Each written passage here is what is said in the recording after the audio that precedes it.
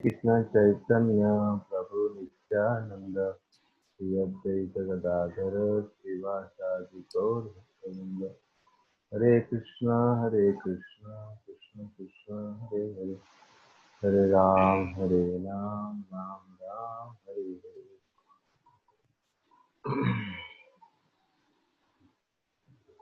तो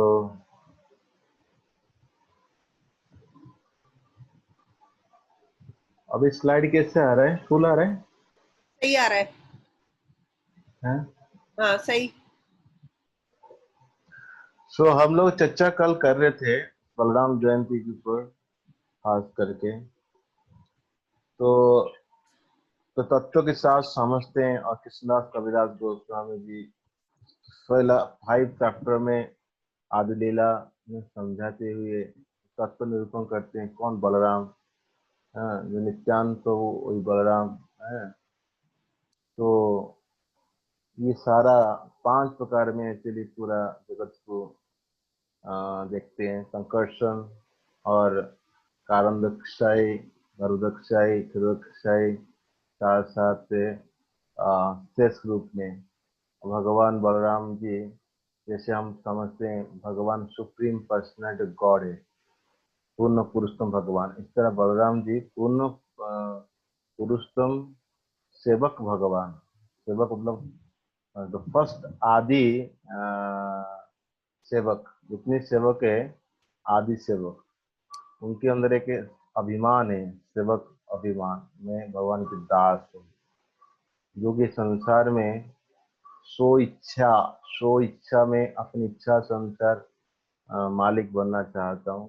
तो बलराम की आज के दिन में हम प्रार्थना कर सकते हैं कि मालिक बनने का जो स्वभाव हमारे अंदर पड़ा है वो उनकी गुरु की कृपा से ये प्राप्त होता है। जो आदि गुरु बलराम जी वो जैसे अपने को विस्तार करते हैं, अलग अलग 5 रूप में भी सेवा करते हैं, माधुर्य से लेके शांत। तो भगवान सभी जगह में बलराम भगवान की सेवा करते हैं। तो बलराम की शरण में जाएंगे तो फिर हमारी उद्धार होगा। सो बलराम जी की हम कल चर्चा किए, परसों चर्चा किए थे। तो कुछ लीला है, जैसे वृंदावन उनके अंदर लीला है बलराम जी। कुछ लीला है जो मथुरा के अंदर लीला है। कुछ लीला है जो द्वारका के साथ। तो भगवान सब मैक्सिमम जगह में मतलब वृंदावन में इतना असुर को वध किए थे। खास करके कुछ जगह ऐसे लीला है जो बलराम जी नहीं होते हैं, जैसे कालिया दमन लीला जिसमें हुआ था, बलराम जी बाद में पहुंचे। अघासुर लीला हुआ, बलराम बाद में पहुंचे, है ना। और कृषि साथ जो लीला हो रहा था वो भी बलराम नहीं थे। तो ऐसे कुछ गिन चुन के कुछ लीला होगा जिसमें बलराम जी कृष्ण के साथ में होते हैं। मैं तो मैक्सिमम रहते हैं। जैसे 5 और कुछ लीला होते हैं जो भगवान बलराम जी स्वयं खुद ही वृंदावन लीला के माध्यम से देख सकते हैं। हम परमासुर और धेनुकासुर जो गद्दा था, और कलमासुर एक गोप रूप में आया था ना, परोस नाम से बच्चा थे, वो खेलने के लिए आया था। उसका इच्छा था जो कृष्ण और बलराम को मारना मुश्किल है, पहले मैं कृष्ण को मारना चाहता हूँ तो पहले बलराम को खत्म करूंगा, तो फिर अकेले में कृष्ण को जीत सकता हूँ। तो वो एक गोप रूप से आके मतलब कृष्ण के शपथ में आया। तो ऐसे करके ये 2 लीला के माध्यम से मतलब गुरु जो गलत धारणा होते बाकी जो खुद काम पूजा प्रतिष्ठा कामना उस सब को खत्म करते हैं, रस और सकल। तो बलराम जी इसी 2 लीला में 2 असुर को वध किए थे। बाकी आगे जाके मथुरा में और मतलब जैसे द्वारका में तो अलग अलग असुर को स्वयं अकेले मतलब उद्धार किए थे। और कुछ लीला है जैसे वृंदावन में, जैसे बकासुर, वच्छासुर, अरिष्टासुर, शंखचूड़, भमासुर, ये 5 लीला है। तो उसमें बलराम जी खास करके कृष्ण के साथ डायरेक्टली इनडायरेक्टली थे, और कुछ जगह में तो कुछ बोलते हुए, कुछ इशारा देते हुए, कुछ सपोर्ट करते हुए, जैसे भीमासुर एक ऐसे भी गोप रूप में आया था, है ना? तो वो भी मतलब लीला के माध्यम से हम समझ सकते हैं। जब भीमासुर एक एक लड़का को लेके वहां पर गुम्फा में डाल दिया, तो वहां पर ऐसा हुआ, बलराम जी को अपने मतलब चरण में वो मतलब कंट्रोल करना पड़ा ब्रह्मांड को, पृथ्वी को। इसीलिए बलराम की चरण सीमा हम देखने मिलता है काम बनने वन में।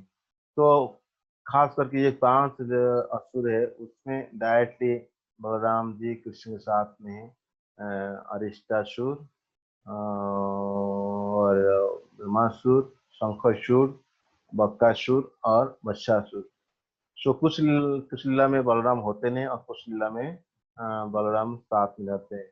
जैसे शंखचूड़ केस में बलराम को जब बलराम कृष्ण एक बार संगीत करते थे, तो एक कुबेर का एक अनुचर यक्ष आ गया था, और उसके अंदर थोड़ा सा आसुरी स्वभाव था, तो वो क्या किया, कुछ गोपी लोगों को उठा के वहां से ले रहा था। तो आवाज क्या आया, तो फिर कृष्ण उसके पीछे गए, उसका उद्धार किए। बलराम उस समय प्रोटेक्शन दे रहे थे मतलब गोपी को कोई खतरा नहीं आना चाहिए।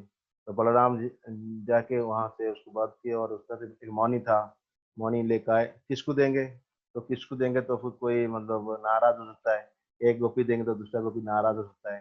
तो भगवान क्या के बलराम को दे दिए। कुछ लोग कहते हैं कि ये जो गोपी, ये जो मतलब मौनी है, और सामंतक मणि, हालांकि भागवत में ये चीज वर्णन नहीं है कि सामंतक मणि था कि कौन सी मणि था, जो हम पास टाइम पढ़ते हैं सामंतक मणि पास टाइम, जिसमें कहते हैं हाँ ये बलराम जी फिर बाद में राधा रानी दे दिए। फिर वो राधा रानी बाद में जो लीला में आते हैं, द्वारका लीला में सत्रा जी थे, वो जो उनकी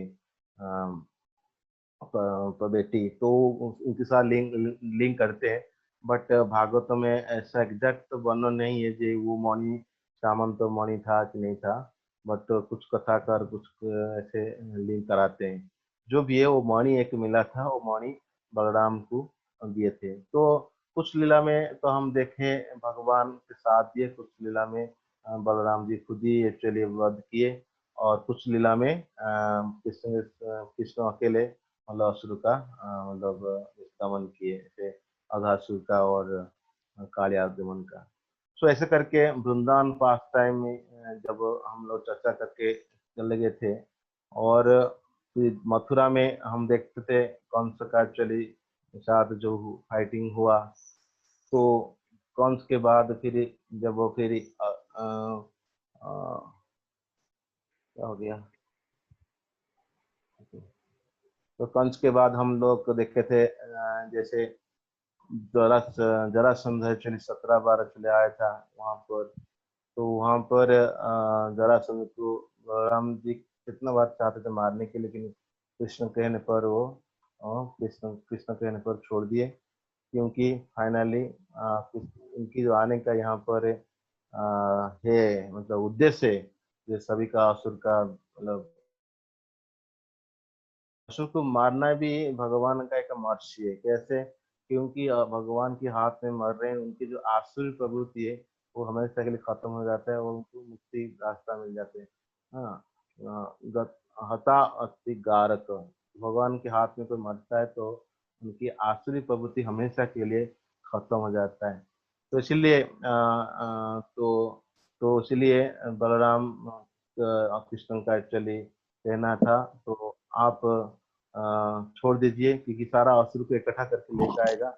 और यहाँ यहाँ तक हुआ 18 बार जो हुआ, तो वो फ्रस्ट्रेशन हो गया था पूरा जरासंध। तो उस समय क्या किया, सारा ब्राह्मण को बुला के खिलाया पिलाया, और उनसे आशीर्वाद लिया जे इस बार मेरे को जीतना है। तो इसीलिए बलराम जी मतलब देखे अब ब्राह्मण लोग आशीर्वाद दे चुके हैं, उनके से वो आशीर्वाद नहीं काम करेगा, वो उनको सजा देगा। तो इसीलिए भगवान ऐसे एक लीला में बहुत सारे कार्य करते हैं। जैसे भगवान कृष्ण क्या कि उस समय नारद मुनि के कहने पर वो कालिया यवन में आ गया था। तो इसीलिए भगवान क्या किए, काले यवन आने वाला है, इधर जरासंध आने वाला है, तो खतरा आ सकता है ना, एक पार्टी को दूर करें तो दूसरा पार्टी अटैक कर सकता है। तो सुरक्षा देने के लिए द्वारका में सारा जो मथुरावासी थे वो सब द्वारका में शिफ्ट कर दिए। तो फिर बाद में तो उन दोनों का उद्धार हो गया, और कृष्ण बलराम भी क्या किए, वो पहाड़ से जंप किए, तो वहां से जाके पहुंचे कहाँ पर, द्वारका में। तो इसलिए भगवान का नाम हो गया रणचूर। सो भगवान उस समय, अब भगवान इतना साल हो गए लगभग, यहाँ से मान चलो 10 साल हो गए एक्चुअली वृंदावन में, 10 साल समथिंग। वहां पर 17 साल लगभग हो गया मतलब मथुरा में। तो उस समय सारा लीला हो गया उनका, पढ़ाई हो गया, सब कुछ हो गया, और भगवान का गृहस्थ लाइफ आया। तो बलराम जी उस समय की लीला है, तो बताते हैं। तो बलराम जी के लिए एक अनर्थ देश के राजा थे, तो उनकी पुत्री रयावत, तो वो उसको शादी करने के लिए तो कोई अच्छा कैंडिडेट नहीं मिल रहा था। तो वो बेचारा जो राजा थे वो परेशान हो गए। तो सोचे चलो ब्रह्मा जी के पास मैं मिलता हूँ, क्योंकि ब्रह्मा जी पूछ लूंगा भाई इसके लिए कौन कैंडिडेट कैंडिडेट चुने, तो मेरे को इतना ढूंढना नहीं पड़ेगा। तो उस समय राजा थे, ब्रह्मलोक को जाने के लिए उनका कैपेसिटी था यहाँ से। तो ब्रह्मलोक चले गए। अब वहां पर जो टाइम होता है, यहाँ का टाइम थोड़ा सा अलग होता है, मतलब थोड़ा मतलब जैसे हम जानते हैं ये एक एक्चुअली 12 घंटा या 6 महीना के लगभग हो जाता है, मतलब पृथ्वी में। तो ब्रह्मलोक और भी होता है ना। तो ऐसे है। तो वहां पर एक मुहूर्त रुके, तो जब मिले, क्योंकि उस समय ब्रह्मा जी कुछ भजन साधन साधन में लगे थे। तो जब पूछे क्या बात है ना, मैं एक बेटी के लिए प्रस्ताव के सोच रहा था। तो ब्रह्मा जी बोलते हैं, अरे देखो आप जिस समय आए थे अभी बहुत सारा ऐसे युग और कल्प जा चुका है, तो अभी वो कोई नहीं जिसके आप सोचे होंगे, वो कोई नहीं। तो अभी फिलहाल बलराम जी मतलब वो क्या है अभी फिलहाल। आपको आपके लिए ठीक होगा, आप जाइए उनको स्वीकार, मतलब उनको उनको आपके पुत्री को दे दीजिए। तो बलराम जब एक्चुअली पास आते हैं, मतलब भगवान ये जब पुत्री लेकर आते हैं, तो बलराम तो स्वीकार करते हैं। लेकिन उस समय क्या होता है, वो द्वापर युग की थे एक्चुअली। आप बलराम ये सत्य युग थे, ये तो लगभग द्वापर युग में। तो समय अनुसार साइज भी छोटा होता है। जैसे आप कॉलेज में पढ़ रहा है, लोगों का साइज पहले जितना था अभी धीरे धीरे कहते हैं लास्ट वर्ष वो 1 फुट होगा, 1 फुट 1.5 फुट होगा एक्चुअली इंसान का हाइट। तो इस हिसाब से द्वापर में भगवान लीला कर रहे हैं, तो उनका साइड से उनका 3 गुना लगभग, 1.5 गुना लगभग, 2 गुना लगभग हाइट था उनकी पत्नी का। हाँ। तो बलराम क्या करते हैं, बलराम जी फिर वो अपने हाथ से उसके ऊपर रखते हैं, और उसको बराबर कर देते हैं, उसके थोड़ा सा भगवान से थोड़ा नीचे हाइट कर देते हैं, फिर उनको स्वीकार करते हैं। जब बलराम जी का हो जाता है, मतलब दोस्त लाइफ शुरू होता है बड़ा भाई का, तो छोटा भाई फिर रुक्मिणी का उस समय मतलब फिर मतलब लव लेटर आता है भगवान के लिए, ताकि ये भगवान को प्राणी ग्रहण करने के लिए, मतलब स्वीकार करने के लिए फिर जाते हैं। तो ये जस्ट जब जिस जिस समय कालिया जमन आता है, जिस समय एक्चुअली इधर हर जरासंध से आने का प्लान था, तो उस समय की बात ये चल रहा है जो बलराम के साथ एक्चुअली मतलब होने वाला है। कुछ समय के बाद तुरंत फिर रुक्मिणी का लेटर आता है। तो ये सब ऑलरेडी भगवान खुद जानते हैं, इसलिए ये भगवान एक कार्य जो करते हैं तो उसमें बहुत सारा मल्टीपल कॉज होता है, ताकि भगवान यहाँ से रण चोर नाम से हुए भी प्रसिद्ध हो गए, तो हमको छोड़े भी प्रसिद्ध हो गए। तो आगे जाके कथा ऐसे आता है बलराम की। तो पहले आप सुने होंगे कथा, मतलब जब रुक्मिणी को भगवान लेके चले जाते हैं, तो उसका रुक्मिणी जो होता है वो बहुत नाराज हो जाता है। वो फिर वो क्योंकि शिशुपाल के जवाब देता है जब मैं शादी कराऊंगा, तो फिर वो सब लोग तो दुखी हो जाते हैं, जरासंध भी है ना, जरासंध और बाकी लोग भी। लेकिन लेकिन ये रुक्मिणी क्या करते हैं, पीछे जाता है, कहला मैं बताऊं जब मैं वापस ले ले आऊंगा, तो मैं वापस नहीं आऊंगा विदेहराज में। तो वो फाइट पीछे पीछे भी जाता है। तो कृष्ण भगवान उसका बहुत मतलब उसको मृत्यु सजा देने वाले थे, लेकिन उनकी पत्नी कहने पर, मतलब उनकी बहन जो है रुक्मिणी कहने पर उसको थोड़ा सा मतलब उसको कुछ बाल काट देते हैं, और कुछ उसका शरीर में बहुत सारा मतलब अपमान जनित तो चलिए मृत्यु के बराबर होता है। तो उस समय बलराम आते हैं और मतलब बोलते हैं यार ऐसे करना नहीं चाहिए, तुम्हारा साला है ना। तो भगवान ऐसे उसको समझाते हुए छोड़ते हैं। बट कुछ समय के बाद जब भगवान के आगे जाके पुत्र होते हैं और एक पद्म का पुत्र होता है अनिरुद्ध। अनिरुद्ध का फिर दोबारा जब यही रुक्मी का जो बेटी होता है रोशना, उसके साथ शादी होता है, क्योंकि उस समय शादी जब होता है तो रुक्मिणी की मतलब जो पुत्र मतलब पद्म की पुत्र अनिरुद्ध है। तो वो शादी जब होता है रचना के साथ, तो उस समय शादी के बाद कुछ समय रुकते थे। आजकल तो शादी जल्दी होकर आ जाते हैं, बट वो पहले जमाने में ऐसा कुछ टाइम रुकते थे। तो बलराम जी क्या करते हैं, तो वहां पर रुकते थे, तो वहां पर ये चेस और जैसे वो कहते हैं जुआ खेलते हैं, है ना, दाव लगाते हैं। तो 10,000 10 करोड़ लाइक दैट। तो उसके साथ जो रुक्मी थे, उसके साथ कलिंग नरेश थे, बाकी सब थे। तो क्या होता है, बलराम जी हमेशा जीतते थे, लेकिन ये लोग चीटिंग करके उनके ऊपर हंसते थे और नहीं नहीं हम जीते जीते इस करके। तो ऐसे हो गया, तो आकाशवाणी हुआ, बोले बलराम का जीत है। तो बलराम तो बहुत गुस्सा हो रहे थे। जब आकाशवाणी हो गया तो अपना गद्दा दिए, और उसी समय वो रुक्म की बचाए थे, जान बचाने के लिए पहले से अभी उसको खत्म कर दिया वहीं पर। मतलब अपने उसके पुत्री का शादी हो रहा है इधर, उसका होने के शादी होने के बाद से खत्म। और जो कलिंग नरेश था, वो हंस रहा था, है ना, उसका दांत उसको तोड़ दिया एक्चुअली, है ना। बलराम एक्चुअली कुछ गुस्सा के मूड में नहीं थे। तो वहां पर कृष्ण भी है, वहां पर मतलब रुक्मिणी भी है थी। कोई कुछ नहीं बोल रहा है एक्चुअली, क्योंकि पहले उसको जीवन दिए थे वो रुक्मिणी को, अभी खुद ही खत्म कर दिए, है ना। तो ऐसे एक्चुअली मतलब बलराम मतलब लीला है। फिर कुछ समय के बाद क्या होता है, द्वारका से बलराम कृष्ण आना चाहते हैं, लेकिन बलराम वृंदावन आते हैं। तो वृंदावन जब आते हैं, आचार्य बताते हैं कृष्ण क्यों नहीं आते हैं। तो बताते हैं कृष्ण इसलिए नहीं आते हैं क्योंकि कृष्ण को तो इतना प्रेम है, उन लोग को छोड़ेंगे नहीं एक्चुअली। तो इसीलिए कृष्ण को एक्चुअली नहीं मतलब वहां से नहीं लेते, विश्वनाथ चक्रवर्ती बोलते हैं। तो बलराम जी आते हैं, और आने के बाद जैसे पहले से उद्धव जी आए थे, है ना, कृष्ण भगवान भेजे थे, तो इसी तरह ये बलराम जी आते हैं, तो सब गोपी लोग पूछते हैं। हालांकि जितने क्लोजली उद्धव से मिले थे, इतना क्लोजली बलराम से नहीं मिल पाते हैं, बट फिर हाल चाल पूछते हैं। फिर वो बोलते हैं ठीक है, आप लोग इतना दुखी हो, कोई बात नहीं, मैं कृष्ण को लेकर आ जाऊंगा। गोपी लोग बोलते हैं आप ऐसे कैसे लेकर आ सकते हो, ऐसे उद्धव जी बोला था। बलराम कहते हैं मैं उद्धव नहीं हूँ, मैं बलराम हूँ, मैं उसका बड़ा भाई हूँ, इसीलिए तो इस जीवन में मैं बड़ा भाई का रोल लिया हूँ।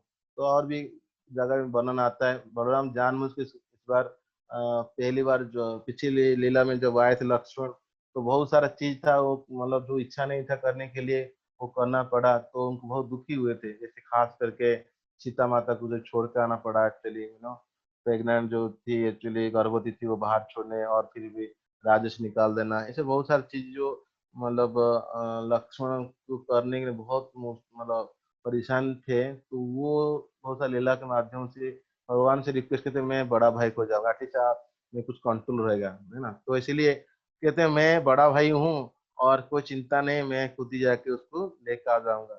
तो ऐसे वार्तालाप होता रहता है। फिर बाद में बलराम जी करीब 2 महीना रुकते हैं, और वहां पर अपनी जैसे कृष्ण रासलीला करते हैं, ऐसे भी वो रासलीला करते हैं।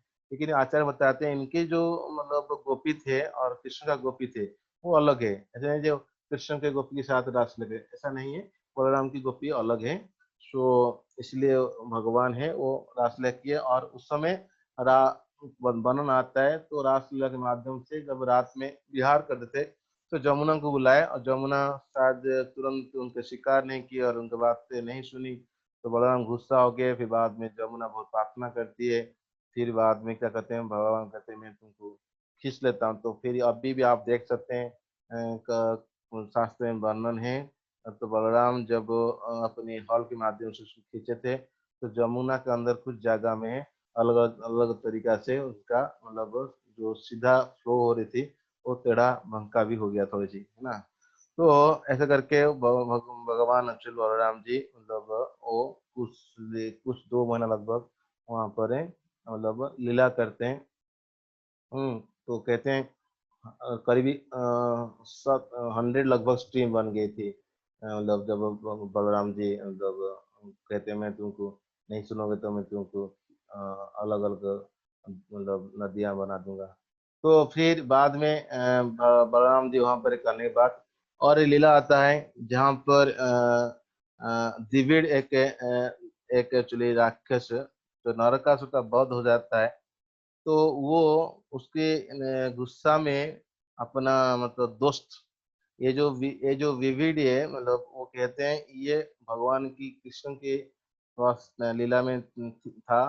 वो वो कहते हैं ये डिविड जो होता है ये नरकासुर का संग करने के बाद वो आश्चर्य बहुत बढ़ गया।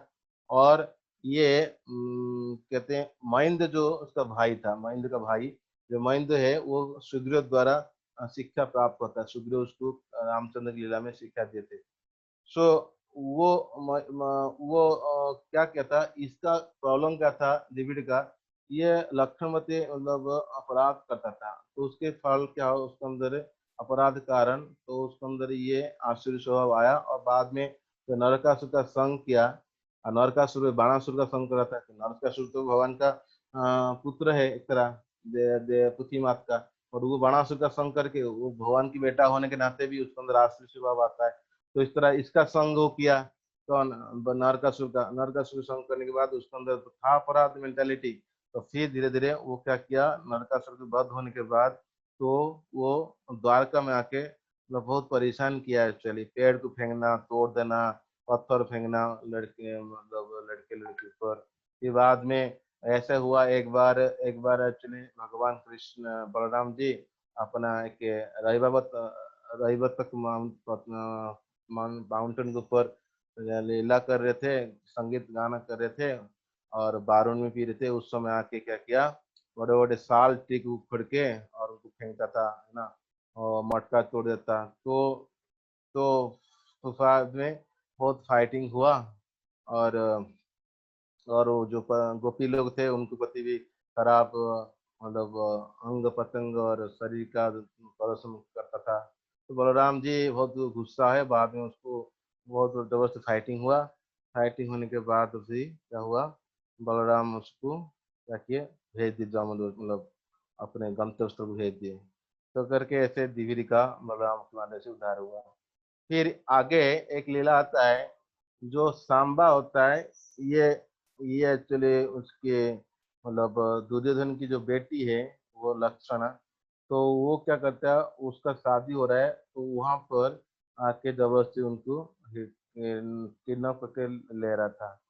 तो बाकी जो कुरु के थे सेना तो उनको मतलब जाम्बवती का मतलब बेटा सांबा। तो फिर वो उसको उसको बंदी बना दिए थे। तो फिर बाद में इन्फॉर्मेशन मिल गया जय हस्तिनापुर लोग सांबा को बंदी बना दिए ऐसे ऐसे। तो सारा यादव गुस्सा हो गए तो सब फाइटिंग करने चाहते थे। बट बलराम का बहुत मित्रता था पहले मतलब थोड़ी सी तो बोले नहीं हम चलते हैं उद्धव को लेके समझा के ले आएंगे। वो मेरा शिष्य भी है समझ जाएंगे। तो अभी आपको इसके पहले भी बात आता है तो जो बलराम से दुर्योधन गदा सीखे थे। गदा गदा गदा युद्ध जब सामंत के मणि के सामंत के मणि का एक स्टोरी आता है।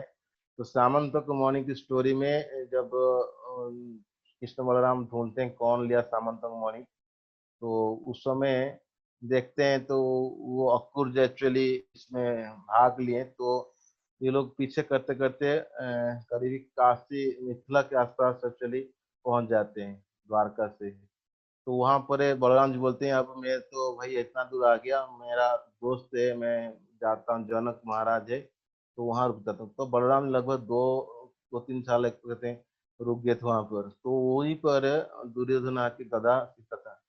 तो बलराम जी सोचते हैं मेरा चेला है कोई दिक्कत नहीं तो मैं समझा दूंगा। तो आते हैं लेकिन जितनी मतलब बलराम की मतलब खास करके जो दुर्योधन बाकी लोग उनकी निंदा करते हैं। कहते हैं जूता जो जूता होता है वो मतलब शरीर शरीर के ऊपर मथा के ऊपर बैठता है ना सूच। तो चप्पल मान लो ऊपर ही बैठेगा माथा के ऊपर है ना। और हम तो ऐसे लग रहा है हम सांप को एक्चुअली दूध पिला रहे हैं एक्चुअली है ना। तो ऐसे ऐसे करके और फिर बताते हैं, जैसे एक मतलब लाए, हम लोग लायन हैं, आप लोग तो एक्चुअली मैं कहते हैं शीप हो, ऐसे करके बहुत निंदा करते हैं। तो तुम लोग लायक नहीं हमारा एक्चुअली यहाँ बैठने के लिए, ऐसे करके निंदा करते हैं। तो बलराम जी पूरा गुस्सा हो जाते हैं, बोलते हैं अच्छा ऐसा है। तो बलराम बोलते हैं अरे, बलराम बोलते हैं तुम जानते नहीं मैं कौन हूँ एक्चुअली, तुम जानते नहीं जो कृष्ण का एक्चुअली पास से पारिजात ट्री है, सुधर्मा सुधर्मा सभा है, वो आपकी राज्य में बैठ नहीं सकता है। और साक्षात लक्ष्मी जो सेवा करती है ना, वो उनकी मास्टर नहीं बैठ सकता है। और ब्रह्मा शिव में सब कुछ एक्चुअली उनकी सेवा करते हैं, फिर वो भी नहीं बैठ सकते हैं। तो तुम्हारे अंदर एक्चुअली तुम बोलते हो मतलब चप्पल जैसे बोलते हो हम लोग को, और आप लोग तो मथा तुआ करते हो। तो बहुत हो गया, अभी मैं तुमको दिखाता हूँ। तो बलराम क्या करते हैं, गुस्सा की अंदर अपना हॉल लेके खींचते हैं, और जब खींचते हैं सब लोग हिलते हैं। तो इसीलिए फिर बाद में ये लोग प्रार्थना करते हैं बलराम को, फिर वो बचाते हैं, फिर वो बाद में उनको क्या करते हैं, तो अब अभी भी इसका निशान अभी भी है, बलराम की जो खींचे थे हस्तिनापुर को। तो अभी भी हस्तिनापुर एक्चुअली जो साउदर्न साइड होता है, दक्षिण दिशा होता है, वो गंगा की तरफ जा गया है।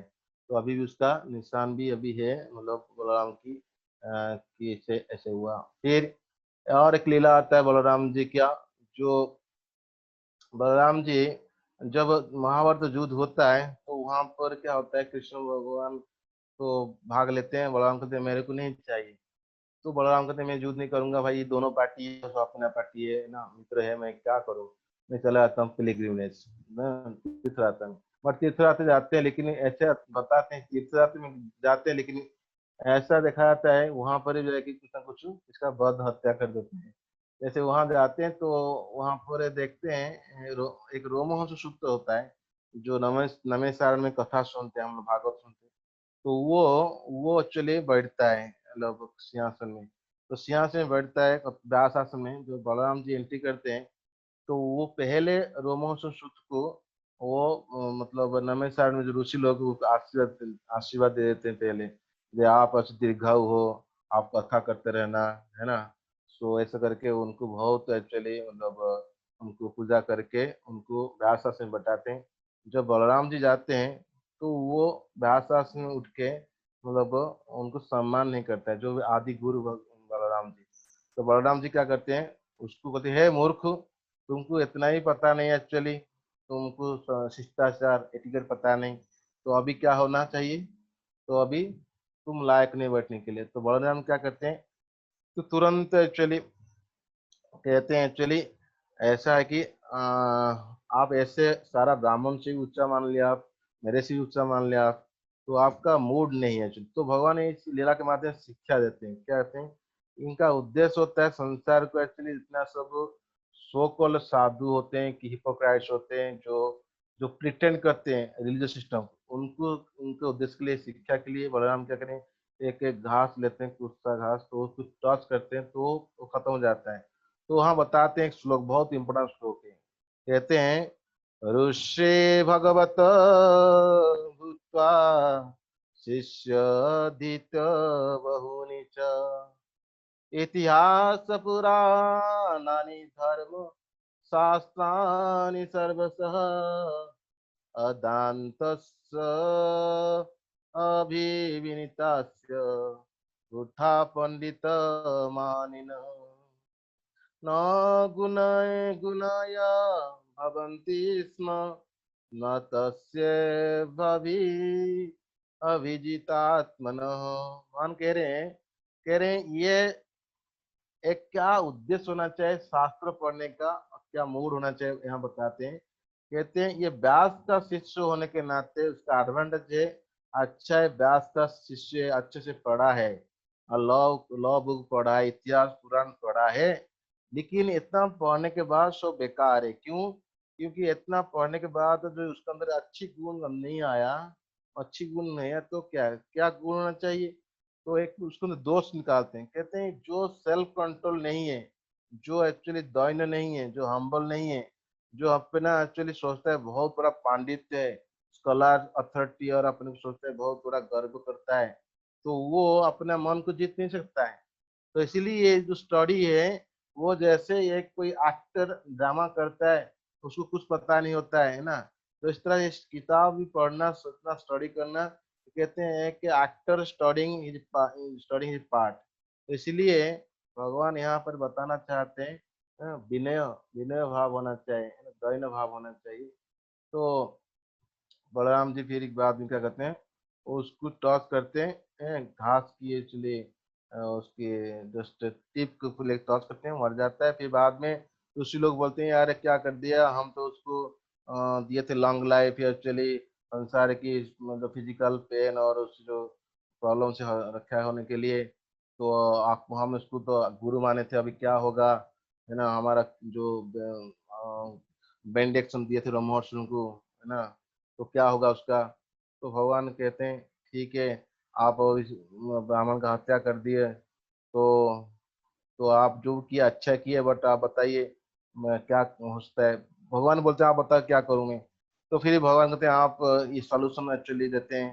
तो बोलते हैं ठीक है, तो आप एक करो, आप एक्चुअली क्या करो, आप वो प्रायश्चित करो, है ना। तो फिर प्रायश्चित करोगे तो फिर आपको और बलराम जी बोलते हैं उसका बेटा जो है वो सुत है, उसका नाम है उग्रश्रवा, जो सुत गोस्वामी, उग्रश्रवा। तो वो कहते हैं पिता कैसे आता है पुत्र, वो एक्चुअली बनेगा, वो आपको कथा सुनाएगा। तो मैं आपको ये बात यहाँ पर हाईलाइट करना चाहता हूँ, जो उग्रश्रवा सुत गोस्वामी जानते हैं, ये बहुत बड़ा मतलब कृपा पात्र है। बलराम से भी अभी यहाँ से कृपा मिल रहा है। और खास करके व्यास देव जी जब पढ़ाते थे, उनके बेटा रोमो सुद के साथ एक उसका पुत्र भी बैठते थे, तो बोलते ये बहुत सुनता है, इसलिए नाम उग्र सभा। उग्र मतलब बहुत तेज सुनना, जो सुनने में तेज है, तो बहुत अटेंटिव सुनते थे ये जो उग्र सभा सुत गोस्वामी। तो इसीलिए कहते हैं ये है बड़ा मतलब वो भी व्यास देव की कृपा पात्र है। यहाँ के बलराम का कृपा पात्र है, व्यास जी की बात है। और खास करके श्रीमद् भागवत में वर्णन आता है, जब परिक्रमार को सुखदेव गोस्वामी कथा सुनाते हैं, करीब 13 चैप्टर में, तो श्लोक नंबर 12 ना 5 में आता है। तो कहते हैं 12 चैप्टर में आता है, या कहते हैं ये जो सुत गोस्वामी अभी सुन रहा है बैठ के, परिक्रमा कथा सुनाए समय भी सुन रहा है, ये जाके आगे जाके कथा बोलेगा नमः सारण में। ऐसे भी सुत गोस्वामी प्रेरित कर देते हैं, यानी तीनों व्यक्ति से ये एक्चुअली सुत गोस्वामी उपा पात्र है।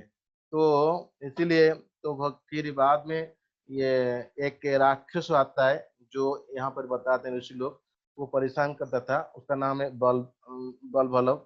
ठीक है, वो उसको मतलब मारते हैं, और भगवान फिर मारने के बाद फिर 12 महीने के लिए तीर्थ स्थानों में चले जाते हैं, और सभी जगह घूमते हैं, लेकिन पूरी जगन्नाथपुरी नहीं जाते, क्योंकि जगन्नाथपुरी के लिए जगन्नाथपुरी में खुद स्वयं बलराम जी है। तो इसीलिए क्या हो गया, नहीं चल रहा है, जाम हो गया। हाँ, तो ये आप देख सकते हैं सुत गोस्वामी को, सही ये रोमहर्षि सुत को कैसे बलराम जी व्यास आश्रम में स्थापना कर देते हैं। तो फिर बाद में ये एक एक जो राक्षस आता था, वो उसको बलराम जी उद्धार करते हैं, फिर बाद में तीर्थ स्थान में चले जाते हैं।